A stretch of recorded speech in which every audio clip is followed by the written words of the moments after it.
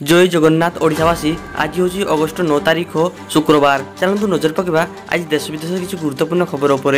Number 1 पदाक आसला शीतल भंडार सत मिलमिशि खाईगले 20 कोटी टंका। राज्य में आलु संकट अन्यतम कारण शीतल भंडार अभाव बोली कहुच्छी। पूर्व सरकार आलु संरक्षण पर शीतल भंडार सुव्यवस्था नक स्थिति उपजी बोली कहुच्छी। एतिक बेले शीतल भंडार ना केमिति कोटी कोटी टंका लुट होईछि सुंदरगढ़ ग्राउंड जीरो रे स्थिति उपजी। सुंदरगढ़ जिला सदर ब्लॉक किरेई पंचायतर चाषी नयन कुमार पटेल को शीतल भंडार कहले भूल हेबो। भंगा दोदरा बाइक और साइकेल रखापी स्टोर रूम। सुंदरगढ़ सदर ब्लॉक बिजुली खमण गाँव चाषी गोपाल चंद्र पटेल शीतल भंडार भितर उई हुंका हो गला। बड़ कथा होची आरंभ होगा दिन ही बंद हो पड़ी। केवल ये दुईटी नुहे सुंदरगढ़ जिलार उद्यान कृषि विभाग द्वारा कर 35 शीतल भंडार अवस्था सामान। प्रत्येक शीतल भंडार पिछा प्राय 15 लाख टंका खर्च होता। हिसाब कले मोट उपर प्राय 20 कोटी टंका खर्च होईछि। हेले सेही बाट मरणा जोगु एक कोटी कोटी टंका पानी रे पड़िछि। किंतु एक कथा को मानिबा को नाराज जिला उद्यान कृषि अधिकारी। तेबे आलु समस्या स्थायी समाधान पर सरकार पोटाटो मिशन आणंतु एवं कोल्ड स्टोरेज करंतु बोली दाबी होईछि। आलु संकट को नहीं शीतल भंडार अभाव को दायी करा बेले ये तथ्य चिंताजनक।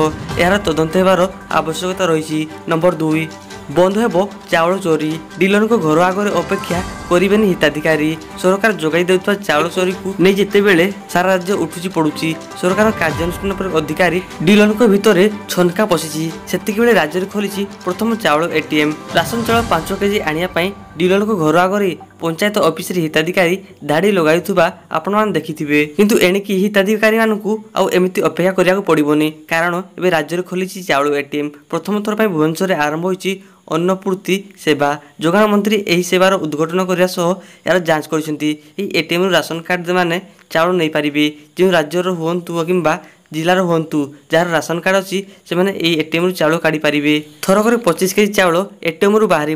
बकिया मासर चाउल भी एटीएम रु नहीं पारे। किंतु एटीएम चाउल नापी हिताधिकारी को राशन कार्ड नंबर और फिंगरप्रिंट देवाक पड़ो। चाउल एटीएम सेवा सफल हेले आगामी दिन में प्रति जिला और ब्लॉक स्तर में खोल एवं या द्वारा चाउल चोरी रखा पार बोली आशा करा। किंतु केते दूर यह सफल होची ता आगामी दिन में स्पष्ट हेबो। नंबर 3 पुणी आउ एक लघुचाप। पश्चिम ओडिशा रे प्रबल वर्षा। तेल और हितर पानी रे फुलिपारे महानदी। गांगे पश्चिम और संलग्न बांग्लादेश रे सृष्टि घूर्णिबल प्रभाव में राज्यर विभिन्न स्थान में निर्धूम वर्षी। आज यह एक लघुचाप रूप नहीं पारे।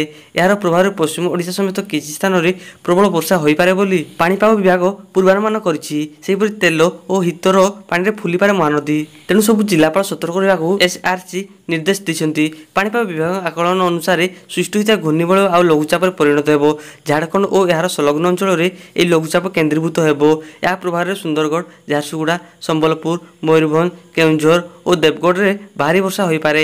आउ किसी अंचल स्वल्प मध्यम धरण वर्षा संभावना रही। गत 24 घंटे राज्यर विभिन्न स्थान में प्रबल अति प्रबल वर्षा होईछि। कटक बांकी रे सर्वाधिक 370 मिमी वर्षा होईछि। नयागढ़ जिले में बापुर रे 210, बेगुनिया रे 86 मिमी वर्षा होईछि। अन्यपटे प्रबल वर्षा आठगढ़ संबलपुर रास्ता बुड़ीला।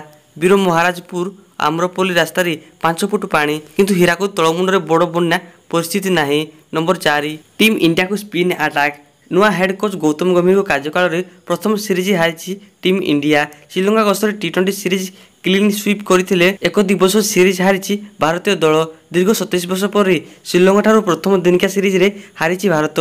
दिनिकिया सीरीज हारिया पर क्रिकेट प्रेमी को निराश करिछि। किंतु श्रीलंकार स्पिन बोलिंग आगे टीम इंडिया बैटरों को निम्नमान प्रदर्शन नहीं अधिक चर्चा होउछि। सीरीज पराजय ने गौतम गंभीर रणनीति को किछि मात्रा दायी करा। किंतु भारतीय दलर बैटर माने श्रीलंकार स्पिनर को मुकाबला न करबा ही सीरीजर पराजयर मुख्य कारण। आम बैटर मान पाखरे स्पिन खेला टेक्निक नहीं ना श्रीलंका स्पिनर माने अधिक उन्नत बोली प्रश्न होउछि। तो फ्रेंड्स यह लेटेस्ट खबर। यदि एभली नुआ नुआ अपडेट जानिया चाहते आम चैनल को सब्सक्राइब करंतु और सांग मान सहित शेयर करंतु।